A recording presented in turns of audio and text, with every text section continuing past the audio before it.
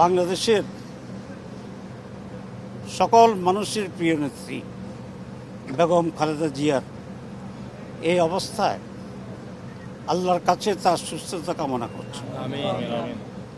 আমি ব্যক্তিগতভাবে এই সাক্ষী দিতে পারি, বেগম জিয়া একান্তভাবেই একজন দেশপ্রেমিক নেত্রী ছিলেন, গণতান্ত্রিক নেত্রী ছিলেন।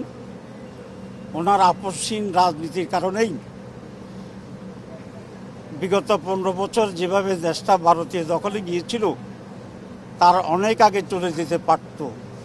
ওনার দৃঢ়তার কারণে সেটা সম্ভব হয়।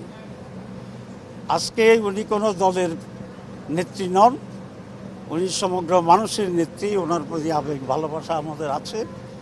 আমি ব্যক্তিগতভাবে আমার গভীর শ্রদ্ধা জানাচ্ছি, আরোগ্য কামনা করছি। বাংলাদেশ জামাত ইসলামীর পক্ষ থেকে ইতিমধ্যেই আমরা অনেক প্রোগ্রাম নিয়েছি। আমি আবারও জামাতের পক্ষ থেকে আল্লাহর কাছে ওনার সুস্থতা কামনা করছি।